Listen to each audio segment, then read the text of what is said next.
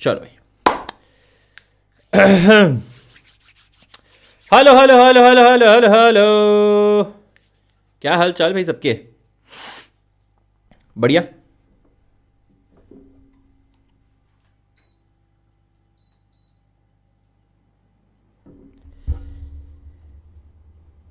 हाँ भाई, आ जाओ आ जाओ आ जाओ आ जाओ आ जाओ, वेलकम। चलो भाई, आज का सेशन होने वाला है चैप्टर नंबर 5, है ना? Yes, good evening guys, good evening good evening. आओ आओ आओ भाई आओ। थोड़ा वीडियो के अंदर थोड़ा दिक्कत लग रही है, मैंने कुछ सेटिंग इधर उधर कर दिया है and I don't have the time right now. एक बार ये सेशन खत्म हो जाए उसके बाद मैं थोड़ी छेड़छाड़ करूँगा।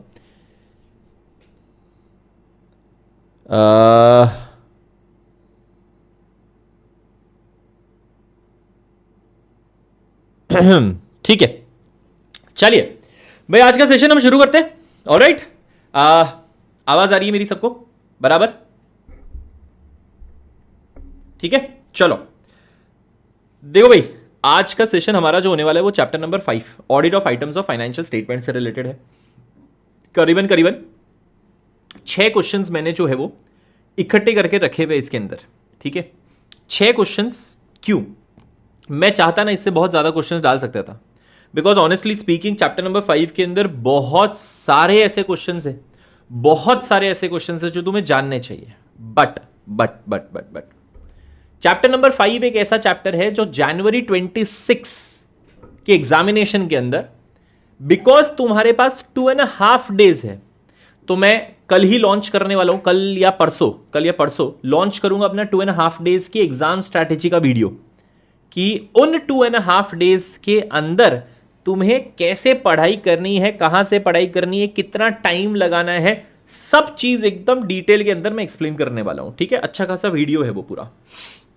अच्छा, तो उसके अंदर मैंने इंक्लूड किया हुआ है, उसके अंदर मैंने इंक्लूड किया हुआ है कि तुम्हें क्या करना है। बेसिकली ये क्वेश्चन चैप्टर नंबर 5 है, उसके जो क्वेश्चन बैंक है, कंपाइलर मैंने एक कंपाइलर दी हुई है, वैसे मैंने पोस्ट किया हुआ है।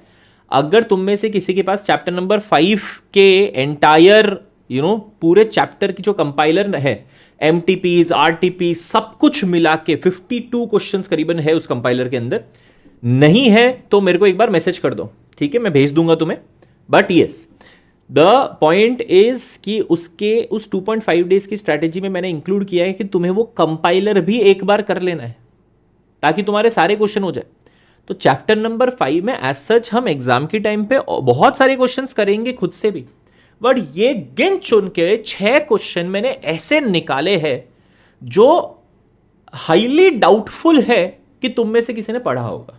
बहुत बड़ा डाउट है मेरे को, जो मेरे को लग रहा है ये बच्चों ने नहीं पढ़ा होगा। क्यों, मैं बताऊं तुम्हें। देखो, ज्यादातर बच्चे जो है ना चैप्टर नंबर 5 नोट्स में से ही पढ़ते हैं, जो कि बहुत जाहिर सी बात है। ये बात तो मैं खुद भी अग्री कर रहा हूं कि यार कंटेंट बहुत ज्यादा है उसके अंदर, बहुत ज्यादा कंटेंट है मॉड्यूल के अंदर।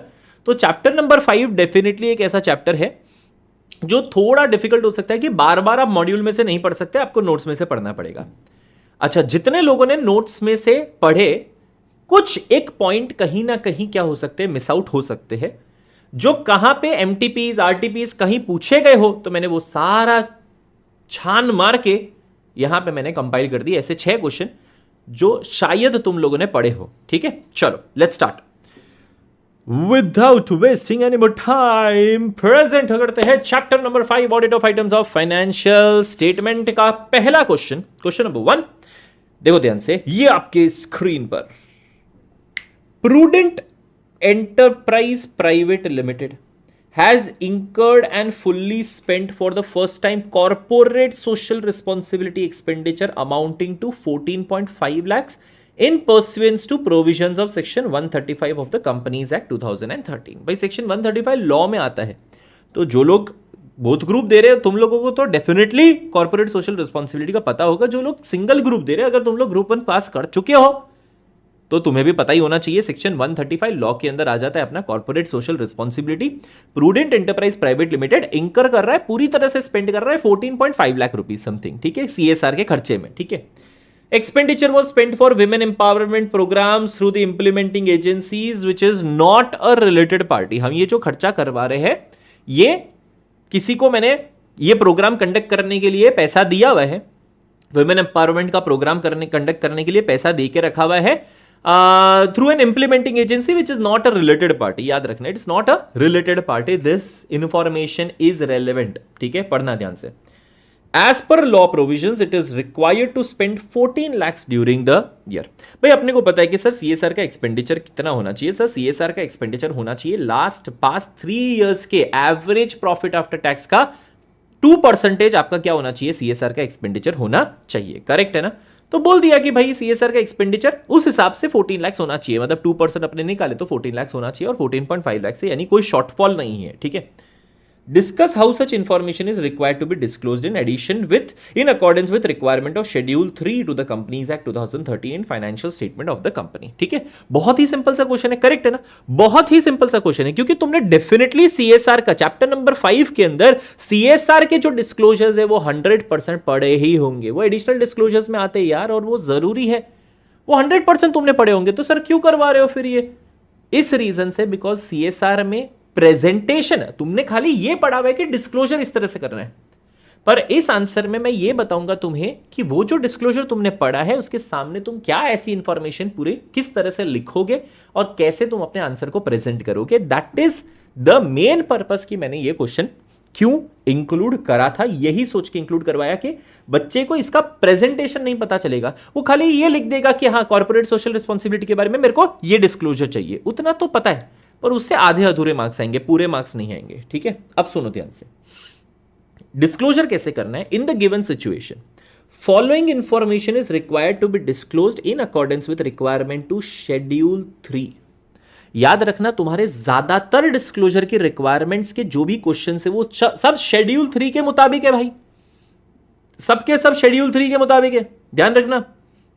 ठीक है, तो कॉर्पोरेट सोशल रिस्पॉन्सिबिलिटी का यहां पे ये सारे डिस्क्लोजर्स है, देखो याद है, ये सब पॉइंट्स देके रखे हुए कॉर्पोरेट सोशल रिस्पॉन्सिबिलिटी के।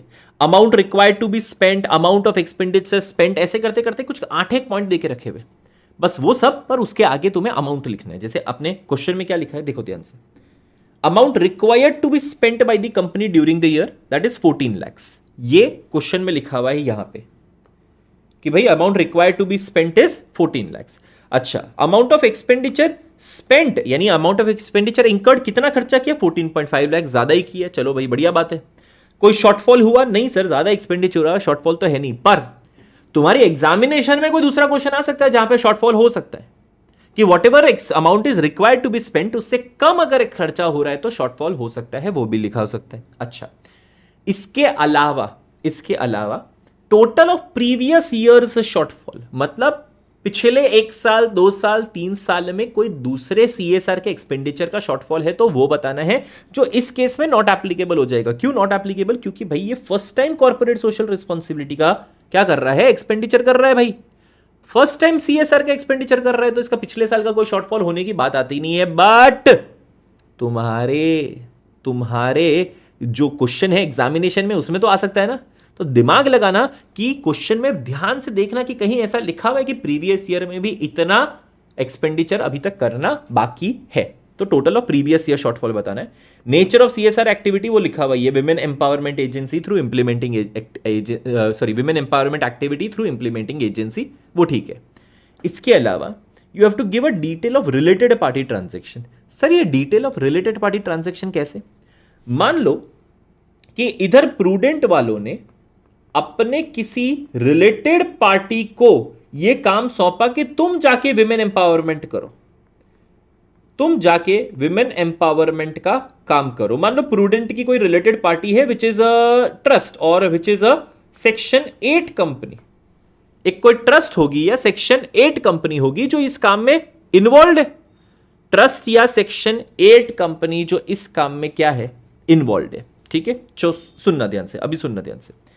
तो प्रूडेंट ने अपने 14.5 लाख रुपीस इस ट्रस्ट को दे दिया। बोलो उसी की खुद की ट्रस्ट हुई तो वो रिलेटेड पार्टी हुआ कि नहीं हुआ? बता मेरे को। उसकी खुद की ट्रस्ट हुई तो रिलेटेड पार्टी हुआ ना। तो now it will be termed as a related party transaction कि तुमने अपनी खुद के ट्रस्ट को क्या दिया, ये डोनेशन दिया है।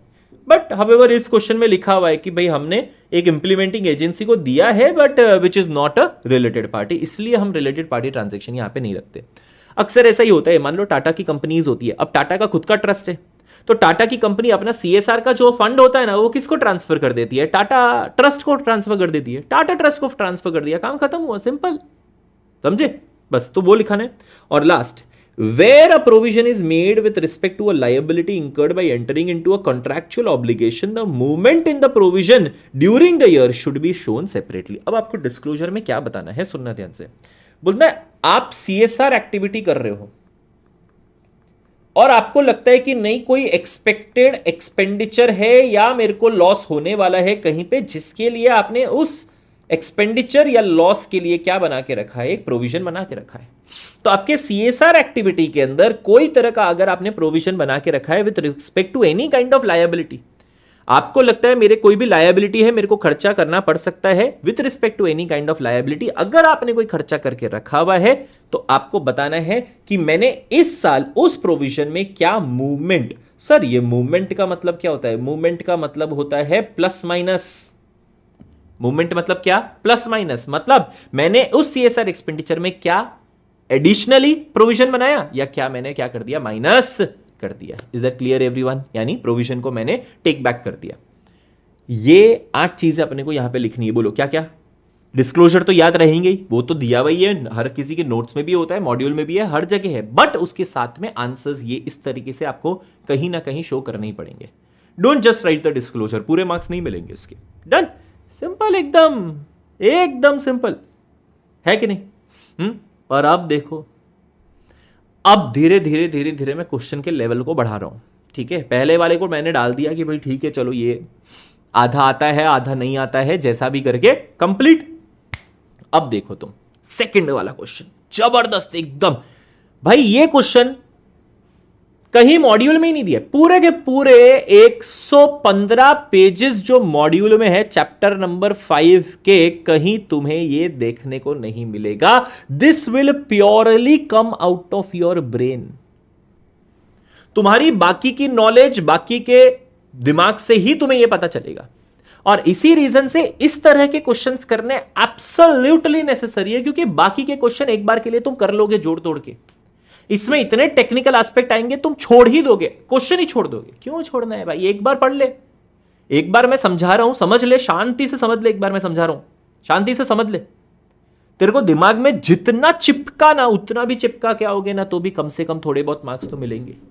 और सच में बता रहा हूं दिमाग में चिपक जाएगा, ऐसी कोई बात नहीं है।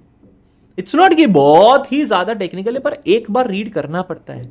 You can not be like अरे छोड़ यार अपने को पढ़ने की जरूरत नहीं है और तुम बोल दो कि मैं इस तरह के क्वेश्चन का आंसर दे दूं, ये पॉसिबल नहीं है। पढ़ना तो पड़ेगा ही तुम्हें एक आध बार। That is why chapter number 5 में हमेशा मैं ये कहता हूं, please please please question and answers जितने हो सके उतने करके जाओ।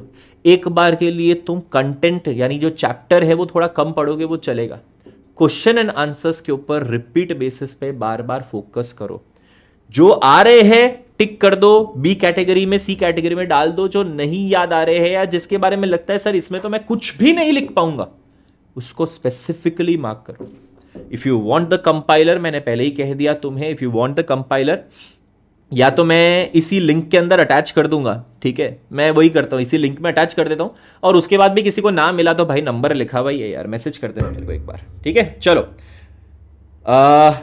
ध्यान दो, second number, WTE private limited is engaged in business of manufacturing a product liable to GST at 5%, ठीक है। एक प्रोडक्ट है जिसका जीएसटी 5% का है, मतलब आउटपुट जीएसटी का रेट 5% है, ठीक है। The input raw material for manufacturing this product are liable to GST at the rate 12% and 18%। जो अक्सर ऐसा होता है, इनपुट जो प्रोडक्ट है उसका 12 to 18%, 12 या 18% का रेट चल रहा है, और जो आउटपुट प्रोडक्ट है उसका खाली 5% चलता है। नॉर्मली ऐसे एंटरप्राइजेस के अंदर क्योंकि परचेस के टाइम पे जीएसटी ज्यादा पे कर दिया, मतलब input tax is higher than the output tax, अक्सर इनपुट टैक्स का क्रेडिट का बैलेंस बच जाता है। क्योंकि बहुत लॉजिकल वाली बात है ना यार, if the input tax is higher than the output tax always, क्योंकि ये 12-18% पे रेट होगा और वो 5% पे होगा, input tax will be higher than the output tax, हमेशा तुम्हारे पास इनपुट टैक्स का क्या हो जाएगा, क्रेडिट हो जाएगा, which you are eligible for refund, जिसका तुम्हें क्या मिल सकता है, रिफंड मिल सकता है। पर अब समझो ध्यान से, क्वेश्चन में पूछा क्या है, बोलता है as a result at the end of the financial year ITC on input amounting to 60 lakhs is accumulated in the electronic credit ledger. सुना हुआ है, इलेक्ट्रॉनिक क्रेडिट लेजर की बात करी हुई, जस्ट अ सेकेंड, थोड़ा लाइटिंग का इशू चल रहा है, जस्ट अ सेकेंड।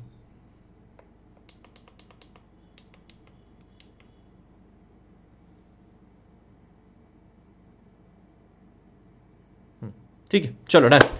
हाँ भाई, इलेक्ट्रॉनिक क्रेडिट लेजर के बारे में सुना हुआ है ना, what ever input tax credit is accumulated, वो आपको अपनी जीएसटी की वेबसाइट के अंदर जाके इलेक्ट्रॉनिक क्रेडिट लेजर के अंदर क्या हो जाता है, दिख जाता है।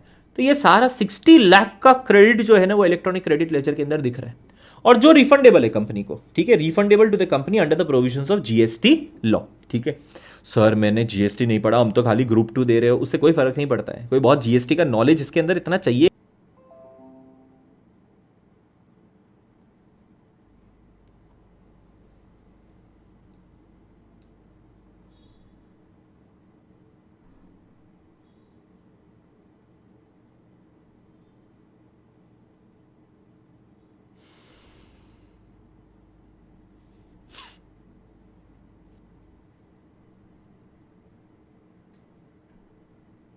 ओके, आई थिंक ये कुछ डिस्कनेक्ट हो गया था,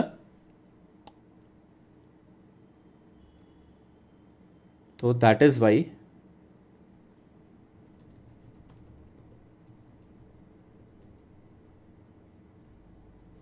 हाँ वो डिस्कनेक्ट हो गया था, आई डोंट नो हाउ। ठीक है चलो, सब लोग आ चुके हैं, हाँ वो कुछ पता नहीं क्या है, ऐसे कैसे पहली बार हुआ है, मैं समझ नहीं आया मेरे को,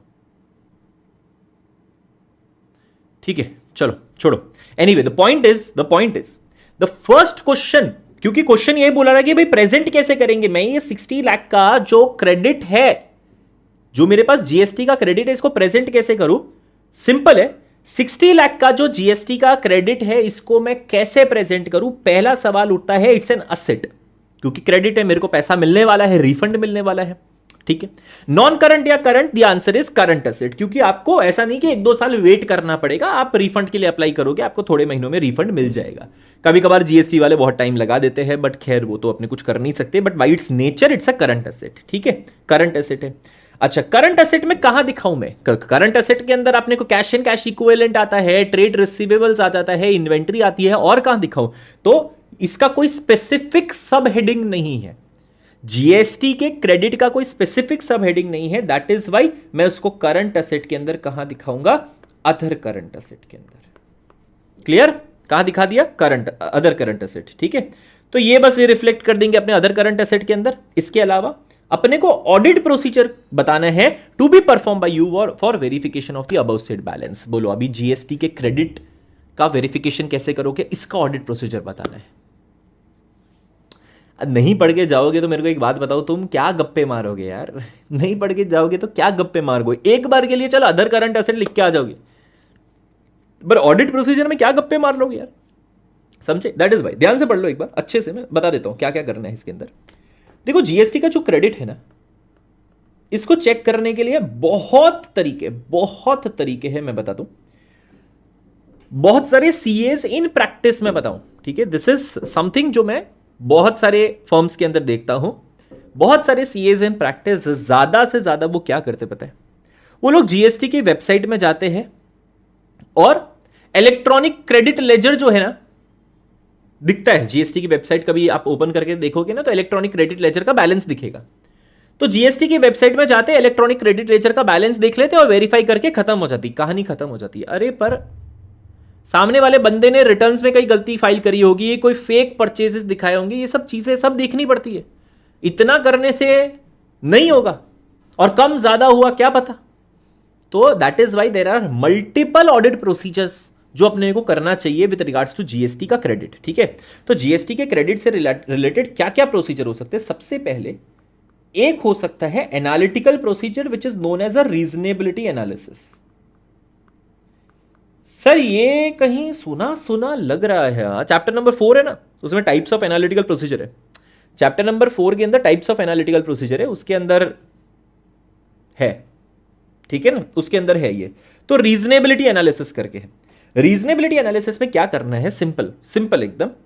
आपको जीएसटी के क्रेडिट लेजर देखना है ना, पूरे साल में जितने भी परचेस करे, ठीक है, इंटू 12% और परचेज इंटू 18% कर दो। सारा परचेज का डेटा निकालो, 12% वाले अलग करो, 18% वाले अलग करो। 12% वाले के साथ परचेज इंटू 12% करो, एक अमाउंट आ जाएगा XYZ। परचेज इंटू 18% करो, एक अमाउंट आ जाएगा XYZ, ठीक है, जो भी है। यहां से आपको पूरा इनपुट टैक्स मिलेगा कि भाई पूरे साल में परचेज के मुताबिक, परचेज के डेटा के मुताबिक मेरा इनपुट टैक्स कितना है। फिर आप क्या करो पता है? जितना सेल्स हुआ ना इंटू 5%, क्योंकि एक ही रेट है ना भाई, एक ही रेट है, तो सेल्स इंटू 5% कर दो भाई। सेल्स इंटू 5% करोगे तो सीधा आउटपुट टैक्स आ जाएगा। अब उसमें से अगर माइनस कर दिया आउटपुट टैक्स, तो तुम्हारे पास जो बैलेंस बचेगा that is input tax credit का बैलेंस। यस और नो? आईटीसी का बैलेंस बच जाएगा। ये तुम्हारी गिनती के हिसाब से है। तुमने परचेस के डेटा, सेल्स के डेटा में से निकाल के तुमने ये गिनती करी, और इसको तुम एक्चुअल बैलेंस के साथ क्या कर सकते हो? कंपेयर कर सकते हो। This is known as a reasonability analysis. Simple है। परचेस के ऊपर जीएसटी का इनपुट टैक्स कैलकुलेट किया, सेल्स के ऊपर आउटपुट टैक्स कैलकुलेट किया, माइनस किया, इतना आईटीसी का बैलेंस बचना चाहिए, काम खत्म, एकदम सिंपल। करेक्ट है ना? तो पहला तो ये रीजनेबिलिटी एनालिसिस। दूसरा, मैं बता रहा हूं तुम्हें, आंसर्स जो लिखे हुए जरूरी नहीं है इस वाले के साथ मैच कर रहा, मैं एकदम प्रैक्टिकल आंसर बता रहा हूं। आप जीएसटीआर 2A या 2B को रिकंसाइल कर सकते हो अपने बुक्स ऑफ अकाउंट्स के साथ। बुक्स ऑफ अकाउंट्स के साथ हम जीएसटीआर 2A 2B को रिकंसाइल कर सकते हैं। सर ये क्या होता है GSTR 2A 2B? GSTR 2A 2B जो है वो ऑटो पॉपुलेटेड एक फॉर्म होता है, ऑटो पॉपुलेटेड रिटर्न जैसा होता है, जिसमें ऑटो पॉपुलेटेड रिटर्न पता है सबको?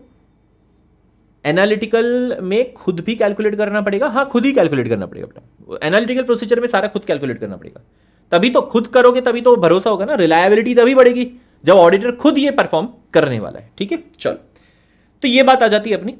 तो हाँ, सेकेंड पॉइंट पे आ रहे हैं अपने। जीएसटीआर 2A 2B वाला जो फॉर्म है ना, that is an auto generated form. GST के अपने प्रोफाइल के अंदर ऑटो जनरेट होता है। अपने ने जितनों से परचेस किया है ना, जितनों से परचेस किया है, उन लोगों ने जो रिटर्न फाइल करे है उसमें से ऑटो जनरेट होकर एक जीएसटी का फॉर्म बनता है कि तुम्हारा इतना इनपुट टैक्स बनता है, इतना तुम्हारा इनपुट टैक्स है।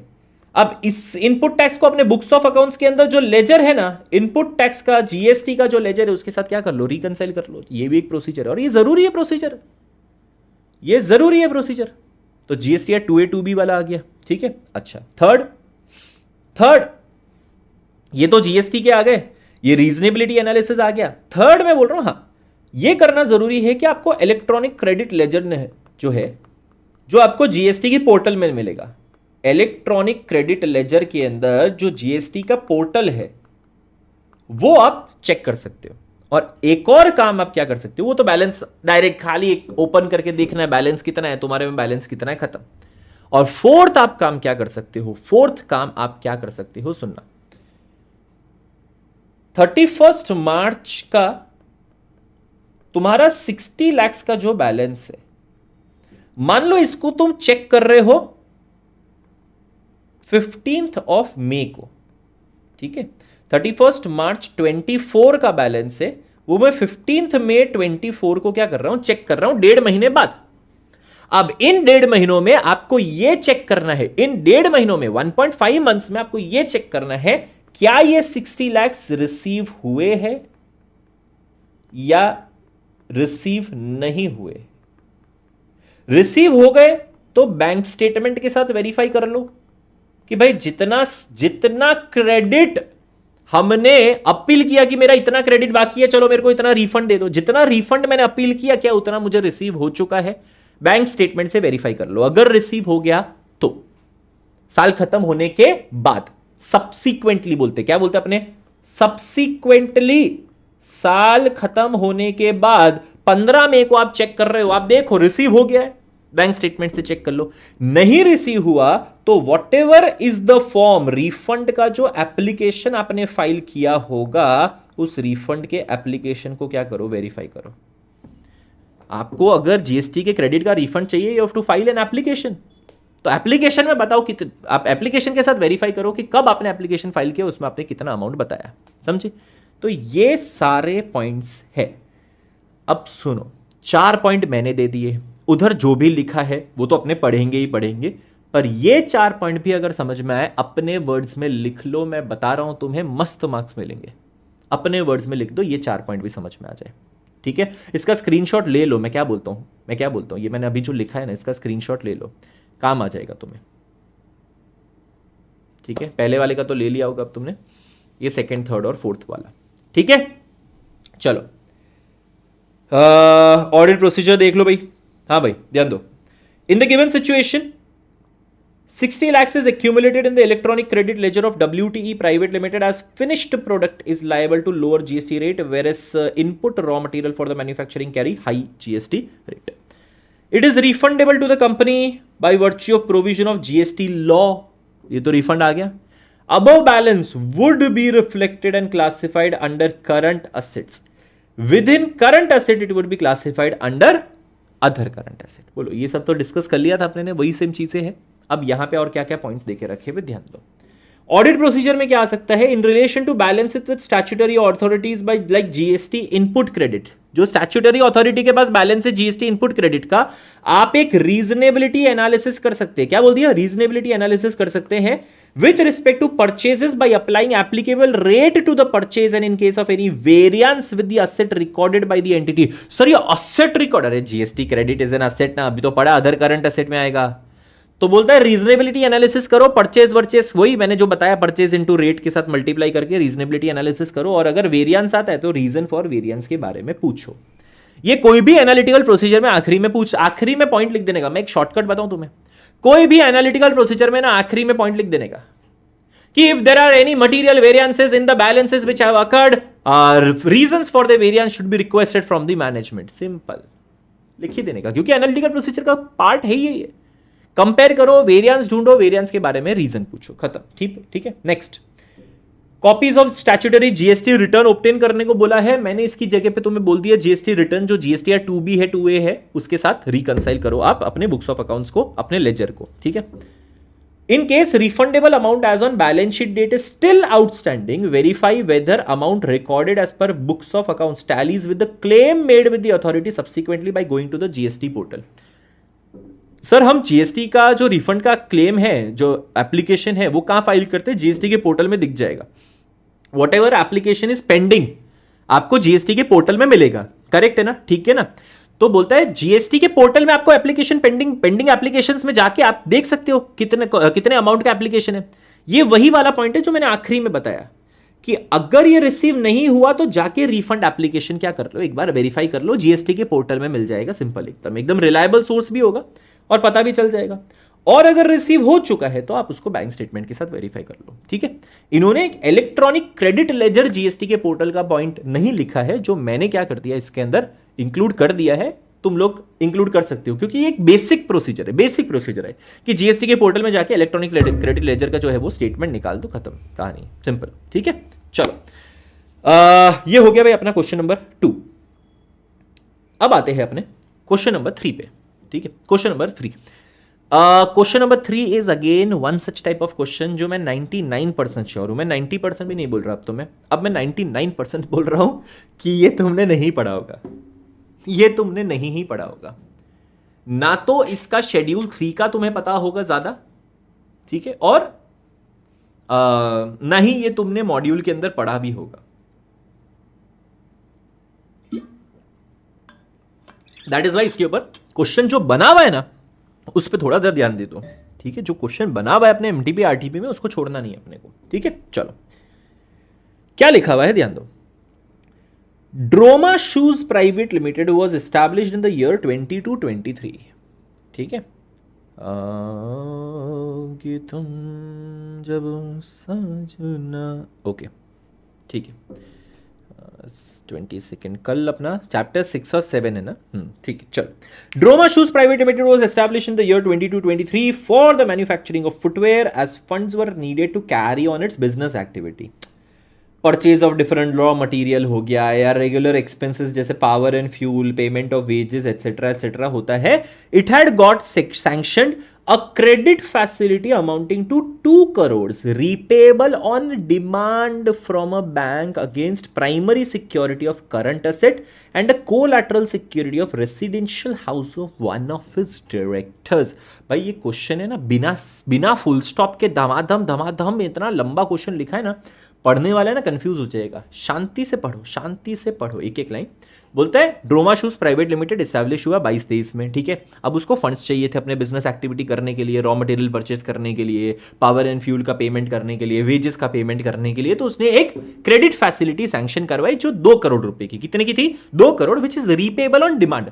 सर रिपेबल ऑन डिमांड का मतलब क्या हो गया? They are talking about demand loan.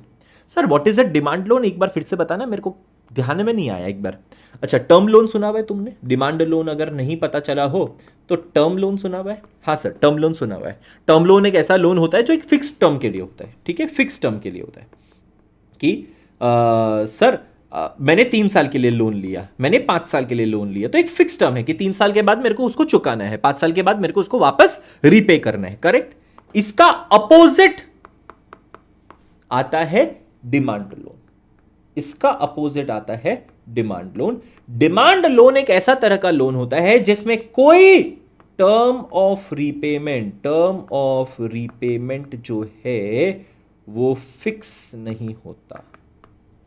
Term of repayment fix नहीं होता। जब बैंक वाला तुमसे पैसा मांगेगा तेरे को पैसा देने का, रीपेबल ऑन डिमांड, टर्म नहीं फिक्स है। 1 साल, 2 साल, 5 साल, जब बैंक वाला मांगेगा तब तेरे को पैसा देने का, सिंपल, ठीक है, उसे कहते हैं डिमांड लोन। तो इन्होंने यही बोल दिया भाई मैंने एक डिमांड लोन सैंक्शन करवा दिया 2 करोड़ रुपए का, उसके सामने सिक्योरिटी में क्या रखा है? प्राइमरी सिक्योरिटी अपना खुद का असेट, करंट असेट, मतलब स्टॉक या debtor, stock debtor. Bank audit पड़ा हुआ है ना, थोड़ा बहुत तो ऐसे बैंक ऑडिट पड़ा हुआ है कि नहीं? बैंक ऑडिट पड़ा हुआ है ना। हाँ, अगर यहां पे देखो, अभी जनवरी वालों को तो मैं सजेस्ट नहीं करूंगा, but if anybody from May attempt और September attempt is watching this video, chapter 10 का वीडियो भी मैंने अपलोड करा हुआ है, 4 घंटे के अंदर ऑडिट ऑफ बैंक है, और जनवरी वालों का बाकी सारा कंप्लीट हो चुका है। तो टाइम हो तो पढ़ देख लो, अगर ऑडिट ऑफ बैंक पढ़ा ही नहीं है या समझ ही नहीं आया है तो। Because honestly speaking last time इन्होंने कम पूछा था ऑडिट ऑफ बैंक से, यू नेवर नो अभी इस बार क्या क्या हो सकता है कि नहीं, है कि नहीं। चलो लेट्स थर्ट, ठीक है। हाँ, तो बोल दिया नहीं, लैग नहीं होना चाहिए वैसे तो, बट ठीक है, चलो। एनीवे द पॉइंट इज कि कोलैटरल, एक तो सबसे पहले करंट एसेट डाल दिया, प्राइमरी सिक्योरिटी में करंट एसेट डाल दिया, मतलब तुम्हारे जो स्टॉक या डेटर्स है वो डाल दिए। अच्छा, उसके अलावा ये बहुत इंपॉर्टेंट पॉइंट है, ध्यान देना। कोलैटरल सिक्योरिटी में मतलब एडिशनल सिक्योरिटी में एक डायरेक्टर का जो घर है ना वो रख दिया, मतलब अपने स्टॉक और डेटर को तो गिरवी रखा ही है, इसके अलावा एक जो डायरेक्टर का घर है ना वो भी इन्होंने गिरवी रख दिया, ठीक है, मतलब सिक्योरिटी की तरह रख दिया। अपार्ट फ्रॉम दैट क्या बोला है, duly signed guarantee document bye the director in favour of the bank also form part of banks loan documentation. अब सीधा बात है ना, डायरेक्टर का घर अगर तुम सिक्योरिटी की तरह रख रहे हो, सर ये रख सकते क्या, बिल्कुल रख सकते यार। कोलैटरल सिक्योरिटी में personal security of a guarantor बोलते हैं अपने इसको, क्या बोलते हैं, डायरेक्टर इस केस में क्या बन गया, गारंटर बन गया। और डायरेक्टर का घर क्या बन गया, बोलो डायरेक्टर का घर क्या बन गया, personal security of a guarantor बन गया, personal security of a guarantor. तो ये बात आ गई अपनी। तो डायरेक्टर के घर को हमने रखा हुआ है, तो वो डायरेक्टर ऑब्वियसली पूरा जो अग्रीमेंट है, गारंटी डॉक्यूमेंट्स है, वो सब साइन वाइन करके बैंक को सबमिट करेगा, वो भी बैंक के लोन डॉक्यूमेंटेशन का पार्ट बनेगा। Now account statement of the above facility downloaded from the banks website.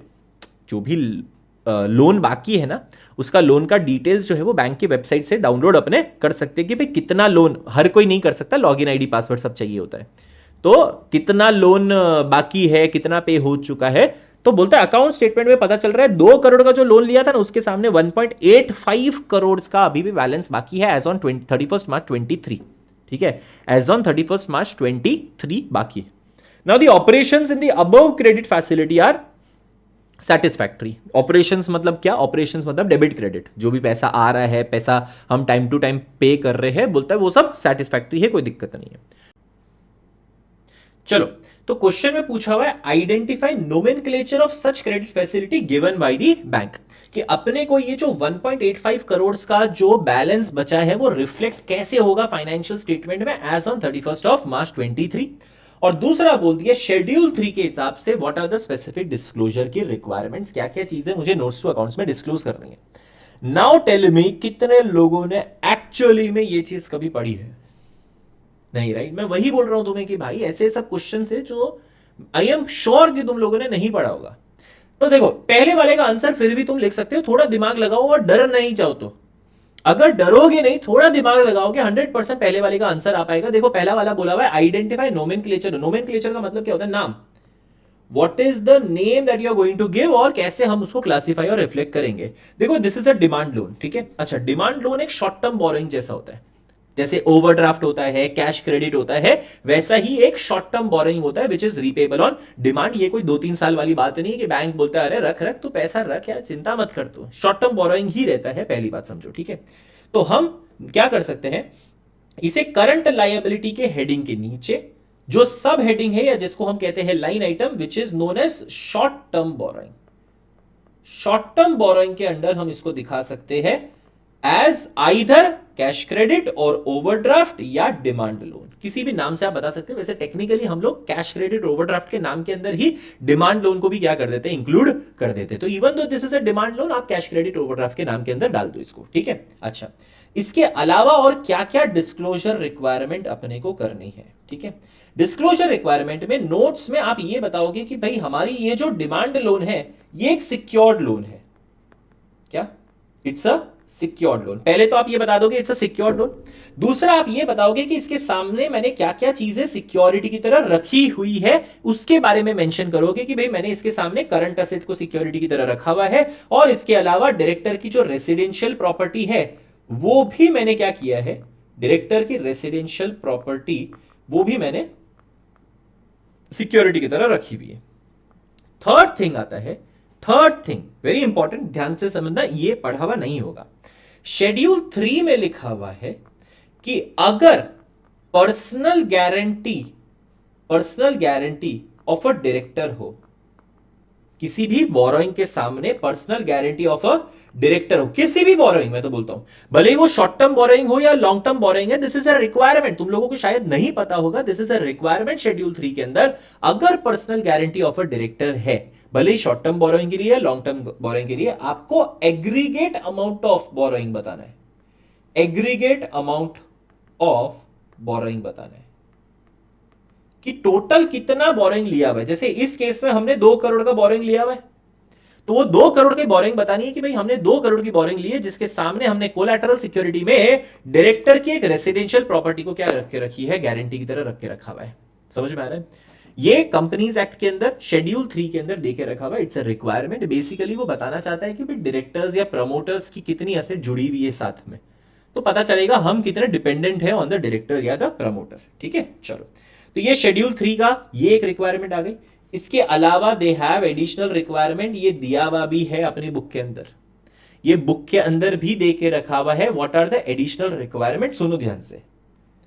मैंने सामने सिक्योरिटी में, लोन के सामने अगर मैंने सिक्योरिटी में करंट असेट रखा हुआ है ना, तो मुझे ये बताना पड़ेगा कि भाई मैंने ये करंट असेट्स जो है वो रखे हुए हैं, जो भी, और जिस जो करंट असेट का एक स्टेटमेंट हम सबमिट करते हैं। अच्छा याद आ रहा है, चैप्टर नंबर 10 में ना एक स्टॉक स्टेटमेंट की बात होती थी। कैश क्रेडिट ओवरड्राफ्ट कभी भी देते हो ना, तो कितना स्टॉक मेरे पास है, कितना मेरे पास डेटर है, उसका एक स्टॉक स्टेटमेंट आप बैंक को क्या करते हो, सबमिट करते हो। आपको यह बताना है कि क्या यह स्टॉक स्टेटमेंट तुम्हारा बुक्स ऑफ अकाउंट्स के साथ मैच होता है या नहीं, ऐसा आपको नोट्स टू अकाउंट्स में डिस्क्लोज करना है कि whatever stock statement has been submitted to the bank regarding those current asset as which is kept as a security, whether it matches with the books of accounts, और अगर match नहीं करता तो what are the material discrepancies, मतलब क्या क्या differences आ रहे हैं, उसके बारे में आपको एक रिकंसिलेशन करना है। चलो बस क्या क्या करना है, एक रिकंसिलेशन करना है कि क्या डिफरेंसेस आ रहे हैं between what is given in the stock statement, between what is given in the books of accounts। ठीक है, चलो एक बार रीड करेंगे इसको। The type of credit facility referred to in the above situation given by the bank to meet working capital requirement of business which are repayable on demand are known as cash credit facility or overdraft। बोलो ये जो credit facility है वो कौन सी हो गई, cash credit facility या overdraft आगे यहाँ पे। तो amount of 1.85 crore outstanding as on 31 March 23 reflects borrowings of the company and it would be classified as short term borrowing. Classification में कहां कर दिया, शॉर्ट टर्म बोरोइंग्स में डाल दिया, as loan repayable on demand from bank under current liability. Current liability के अंदर दिखाएंगे, हाँ शॉर्ट टर्म बोरोइंग की तरह दिखा दिया, बस अपने वर्ड्स में लिख दो चलेगा। ये मेन वर्ड दिखने चाहिए भाई, current liability, short term borrowing, इतना दिखना चाहिए। ठीक है, बोरोइंग शैल बी फर्दर सब क्लासिफाइड एज सिक्योर्ड, अनसिक्योर्ड, ऐसे बताना पड़ता है। ठीक है, अपार्ट फ्रॉम दैट शेड्यूल 3 के और क्या रिक्वायरमेंट्स है, शेड्यूल 3 के शॉर्ट टर्म बोरोइंग से रिगार्डिंग क्या रिक्वायरमेंट है, ये शॉर्ट टर्म बोरोइंग से रिगार्डिंग है। बोलता है नेचर ऑफ सिक्योरिटी कि भाई प्राइमरी सिक्योरिटी में हमने करंट एसेट रखा हुआ है, कोलैटरल सिक्योरिटी में हमने रेसिडेंशियल हाउस रखा हुआ है। इसके अलावा जो मैंने बताया तुम्हें कि शेड्यूल 3 की रिक्वायरमेंट है कि अगर personal guarantee of a director है तो ऐसे में एग्रीगेट अमाउंट ऑफ लोन जो है वो डिस्क्लोज किया जाएगा, ताकि पता चलेगा कितना लोन के पीछे डायरेक्टर का हाथ है। ठीक है, apart from that additional requirements, बस एडिशनल रिक्वायरमेंट डाल देना ना चलेगा, बस एडिशनल रिक्वायरमेंट डाल देना। पहला, quarterly returns of statement of current asset filed by the company with the bank are in agreement with books of accounts। आ गया सिंपल।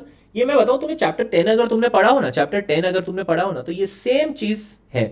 दूसरा, अगर कारो तुम्हें याद हो ना, कारो, तो कारो में पैरा 3 क्लॉज 2 इन्वेंट्री है ना, उसके अंदर जो सेकंड नंबर का पॉइंट है वो भी यही है, वो ऑडिटर को रिपोर्ट करना है, ये नोट्स टू अकाउंट्स में रिपोर्टिंग है। ठीक है, तो ये और summary of reconciliation, reason for material discrepancy to be disclosed, simple. ठीक है, चलो आ जाओ क्वेश्चन नंबर 4। टीसा industries private limited has prepared its financial statement for the year 23-24। ठीक है, the financial statement notes to account show following information, disclosure in respect of trade receivable of the company. Trade receivable दे दिया भाई 240 lakh rupees का trade receivable है। Ageing schedule बताया हुआ है, less than 1 year 1 to 2, 2 to 3, more than 3 total करके। MSME others, disputed वाले जो एमएसएमई के साथ है और डिस्प्यूटेड वाले जो अदर्स के साथ है। अरे जो बेसिकली ट्रेड रिसीवेबल होते हैं जिसमें पैसा नहीं आ रहा तो हम डिस्प्यूट करते हैं ना, वैसा डिस्प्यूट वाला बता के रखा हुआ है, वो पूरा इतना सब बता के रखा हुआ है। बट ऑनेस्टली स्पीकिंग ये गलत दिया हुआ है, गलत है। मैं बताता हूं, ये अभी पूरा क्वेश्चन पढ़ लो फिर बताता हूं। You are a part of engagement team conducting audit of a company. Point out discrepancy including omission in the above disclosure। बताओ, अब ये भी एक ऐसा तरह का क्वेश्चन है जो शायद ही किसी ने पढ़ा होगा। सुनना ध्यान से, मैं बता देता हूं इसके अंदर, बहुत सिंपल है, बहुत सिंपल है, बट एक बार पढ़ लिया, सुन लिया, आ जाएगा। ठीक है, सुनो ध्यान से। सो बेसिकली पॉइंट नंबर 1 ये है कि तुम्हें ट्रेड रिसीवेबल के बारे में डिस्क्लोजर देने, ट्रेड रिसीवेबल के बारे में डिस्क्लोजर देने। अब डेटर्स का पॉइंट अगर तुमने ढंग से पढ़ा हो तो ट्रेड रिसीवेबल के बारे में अपने को डिस्क्लोजर क्या क्या देने पड़ते हैं, अपने को ये सब बताना पड़ता है पूरा कि भाई कितने हमारे ट्रेड रिसीवेबल जो है सिक्योर्ड है, which is considered good, which is how much is the unsecured one, which is considered good, how much is the doubtful। अब उसमें भी considered good, considered doubtful, unsecured में considered goods, considered doubtful, ऐसा पूरा बताना पड़ता है तुम्हें। तो ये डिस्क्लोजर अपने को देने पड़ते। इन भाई साहब ने क्या कर दिया पता है, यहां पे MSME, others, disputed MSME disputed others वाले में डाल दिया। ये डिस्क्लोजर ट्रेड रिसीवेबल का पार्ट ही नहीं है, ये डिस्क्लोजर एक्चुअली ट्रेड पेबल्स का पार्ट है। तो ये भी याद रखना कि ट्रेड पेबल्स में इस तरह से क्लासिफाई करना पड़ता है, कितना ट्रेड पेबल्स एमएसएमई का है, कितना अदर्स का है। तो पहली बात ये। दूसरा, आपको एजिंग शेड्यूल बताना पड़ता है, 100% आपको एजिंग शेड्यूल बताना पड़ता है। पर वो एजिंग शेड्यूल कैसा होता है पता है? 0 to 6 months, 6 months to 1 year, 1 year to 2 years, 2 years to 3 years और मोर देन 3 years, ऐसे करके बताना होता है। ये एजिंग शेड्यूल आपको करना है। जो मंथ दे के रखे हुए ना, वो फॉलो करने पड़ेंगे तुम्हें, वो फॉलो करने पड़ेंगे। इन भाई साहब ने क्या कर दिया? Less than 1 year, 1 to 2 year, 2 to 3 year, more than 3 year। मतलब जो 0 to 6 वाला है और 6 to 1 वाला है, वो तो भाई साहब ने गायब ही कर दिया। तो एजिंग शेड्यूल भी प्रॉपर्ली दिया हुआ नहीं है, ठीक है। तो याद रखना ये है। अच्छा, मेन चीज क्या है मैं बताता हूं। ये वाला पॉइंट हमारा सबसे इंपॉर्टेंट है, थर्ड वाला पढ़ाता हूं, रुको ध्यान से। पहले ये रीड कर लो स्टार्टिंग का, कि about disclosure is not in accordance with requirement of division 1 of schedule 3 of the companies act 2013। Discrepancy क्या है? सबसे पहला, company has wrongly disclosed information for trade receivable in a manner which is applicable for trade payable. भाई trade payable का MSME other में divide करना था, इन लोगों ने क्या कर दिया? ट्रेड रिसीवेबल में कर दिया। दूसरा, यही बोल दिया कि वे एमएसएमई और अदर में ट्रेड रिसीवेबल में कोई डिस्टिंक्शन की जरूरत नहीं है, इसमें तो यहां बताना है। Undisputed trade receivable considered good. पहले तो मैं ये बताऊंगा, अनडिस्प्यूटेड डिस्प्यूटेड बताऊंगा, और अनडिस्प्यूटेड एमएसएमई और अदर में डिवाइड करने की जरूरत नहीं है। अनडिस्प्यूटेड ट्रेड रिसीवेबल मतलब जिसका मेरे साथ मेरा कोर्ट में कोई झगड़ा नहीं चल रहा है, normal undisputed trade receivable which is considered good, पैसा आ जाएगा। Undisputed trade receivable considered doubtful, ये एक देना है। फिर disputed trade receivable considered goods and disputed trade receivable considered doubtful. Disputed मतलब कोर्ट में बात जा चुकी है, डिस्प्यूट चल चुका है, बट पैसा आ जाएगा तो कंसिडर्ड गुड्स, और पैसा आने की डाउट लग रहा है तो कंसिडर्ड डाउटफुल आ जाएगा। सर आप तो वो सिक्योर्ड अनसिक्योर्ड वाला बता रहे हैं, यस, वो भी एक तरह का दूसरा क्या है? क्लासिफिकेशन है। वो भी एक और तरीके का क्या है? क्लासिफिकेशन है। तो ट्रेड रिसीवेबल में भी कैटेगराइज आपको करना है अनडिस्प्यूटेड और डिस्प्यूटेड वाले में, जिसमें 4 पॉइंट आ गए, याद रखना। Undisputed considered good, undisputed considered doubtful, disputed considered goods, disputed considered doubtful. इतना याद रहेगा ना? इतना भी लिखोगे ना तो एग्जामिनर को लगेगा हाँ भाई कुछ तो लिखा हुआ है। पहले 2 पॉइंट में कोई मतलब नहीं है, थर्ड पॉइंट सबसे इंपॉर्टेंट है। एजिंग का भी याद रखना है, ये भी इंपॉर्टेंट पॉइंट है। बस ये 2 पॉइंट लिख दो, बहुत है। 0 to 6, 6 to 1, 1 to 2, 2 to 3 और मोर देन 3, सिंपल।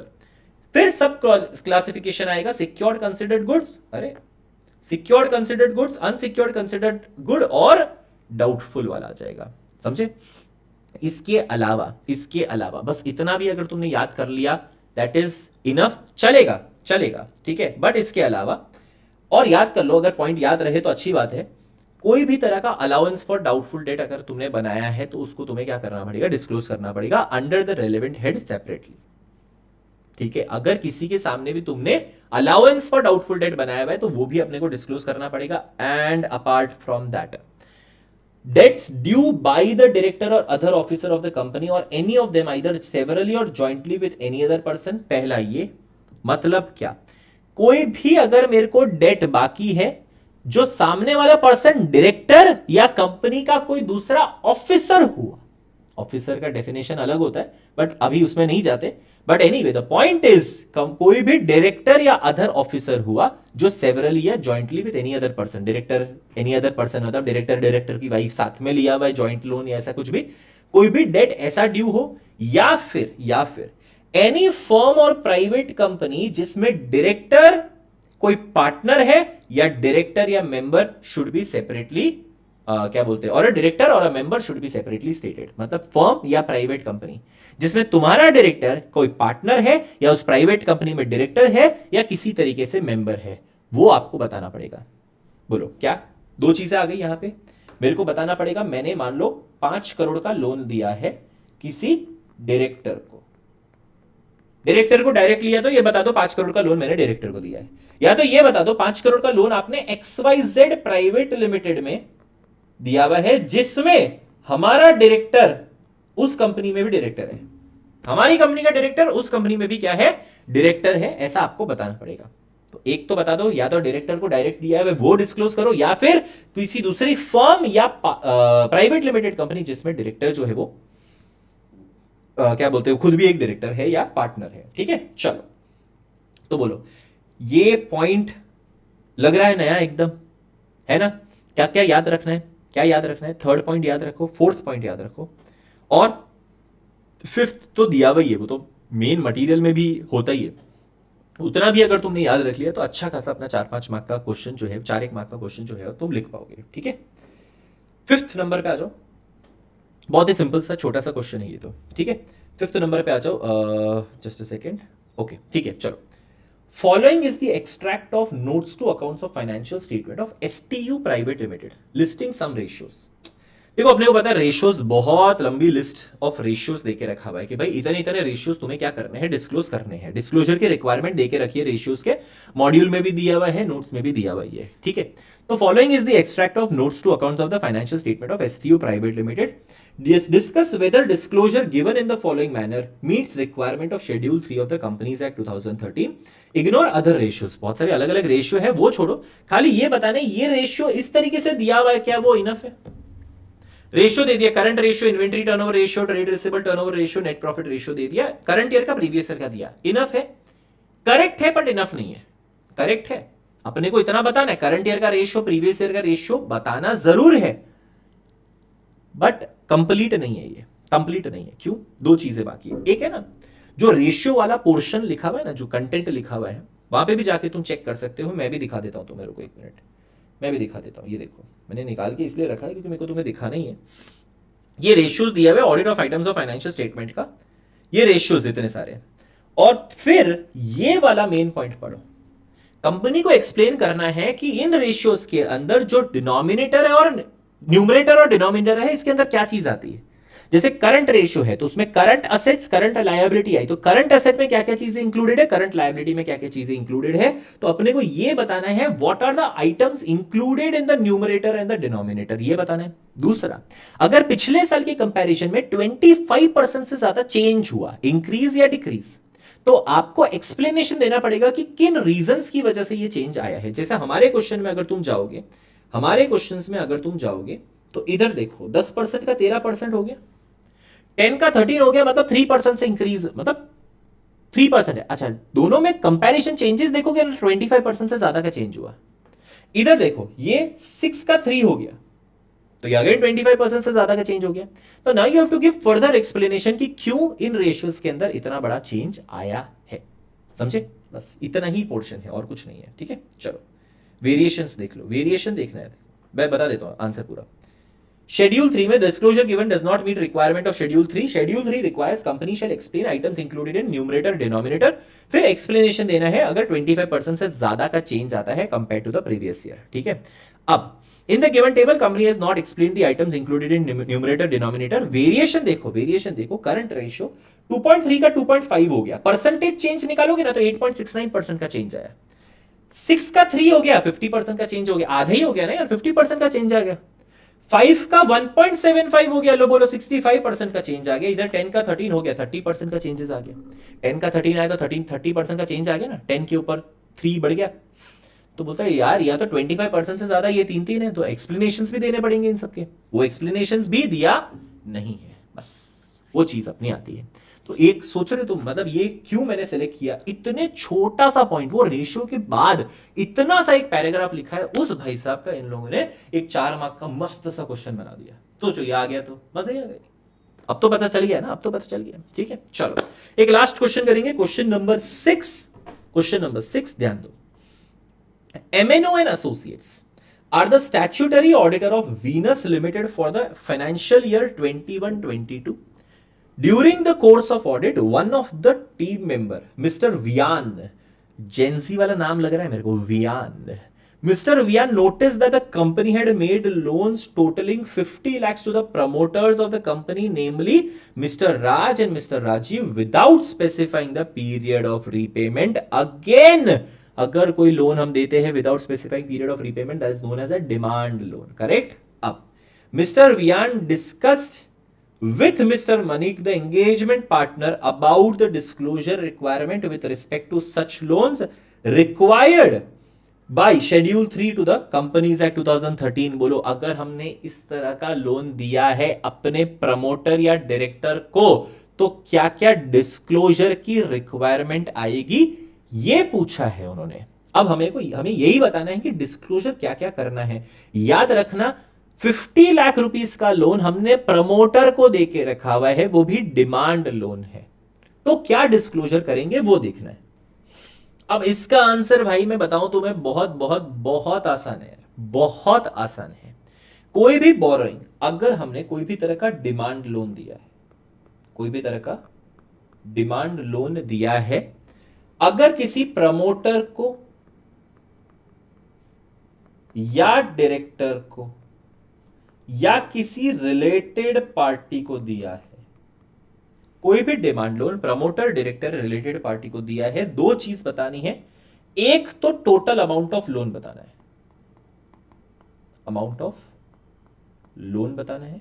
दूसरा परसेंटेज टू टोटल लोन बताना है कि out of the total loan, मान लो सुनो ध्यान से, मान लो कि कंपनी ने टोटल 100 करोड़ का लोन देके रखा हुआ है, ठीक है। 100 करोड़ थोड़ा ज्यादा हो जाएगा, रुको एक मिनट, 50 लाख है ना, 5 करोड़ का, चलो बस 5 करोड़ का लोन देके रखा हुआ है। इसमें से प्रमोटर को, जैसे हमारे वाले क्वेश्चन में 50 लाख रुपया, हमारे वाले क्वेश्चन में प्रमोटर को 50 लाख रुपया, तो आपको बताना है कि प्रमोटर है, ये नाम है, इनको 50 लाख रुपए का हमने क्या देके रखा है, लोन देके रखा है, और out of the total loan 5 crore के सामने 50 लाख, मतलब कितना हो गया, 10% ऑफ द टोटल लोन। बस इतना डिस्क्लोज करना है, हो गया काम खत्म। इतना ही पॉइंट था, बट वही है ना, कभी देखा नहीं तो फिर डाउट आ जाएगा अपने को, ठीक है, ध्यान दो। और इसका प्रेजेंटेशन देखना, आंसर का प्रेजेंटेशन देखना। बोलता है mister Manik should advise mister Vian to consider whether the following disclosure is required by schedule 3 to the companies act 2013 has been made in respect of the loans granted to promoter. बोल दिया आपको consider करना ये जो following disclosure is required by schedule 3, ये हुआ है कि नहीं। नेमली मिस्टर राजीव को इन्होंने क्या देके रखा हुआ है, ग्रांट देके रखा हुआ है, लोन देके रखा हुआ है, that are repayable on demand या without specifying any terms or period of repayment। repayable on demand या without specifying terms or period of repayment is basically demand loan अपना, ठीक है।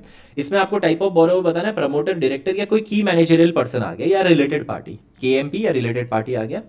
कितना अमाउंट ऑफ लोन जो है वो आउटस्टैंडिंग है, मतलब 31 मार्च को बाकी है, वो बताना है। जैसे हमारे वाले केस में 50 लाख है, प्रमोटर है, 50 लाख दिया हुआ है। Percentage to total loans and advances in the nature of loan, ठीक है। परसेंटेज टू टोटल लोन की, जैसे अगर टोटल लोन हमने 5 करोड़ का देकर रखा है, उसके सामने 50 लाख, यानी कितना हो गया, 10%। बस इतना बताना है, हो गया खत्म। मैंने टेबल के फॉर्म में कर दिया और कुछ नहीं है, बताया तो वही है, टेबल के फॉर्म में कराया। और क्योंकि प्रेजेंटेशन भी एक्चुअली अपने को इसी तरीके से टेबल के फॉर्म में करना है, so it is advisable answer आप एग्जाम के अंदर लिखो तो भी इसी तरह से टेबल फॉर्म में बनाओ। डन, सिंपल सा एक हो गया हमारा। 6 क्वेश्चंस अपने कवर हो चुके हैं। इसके अलावा चैप्टर नंबर 5 में कोई question if you come across, देखो 52 क्वेश्चंस का कंपाइलर है, मैं वो मटेरियल साथ में अटैच कर देता हूं, और अगर तुम्हें नहीं मिल रहा हो तो देखो नंबर लिखा हुआ है, मेरे को मैसेज कर दो। इसके अलावा किसी भी क्वेश्चन में कोई डाउट और आ रहा है, कोई टॉपिक में आ रहा है, तो प्लीज कांटेक्ट कर लेना, आराम से बिंदास सारे डाउट सॉल्व कर लेंगे। चलो, थैंक यू।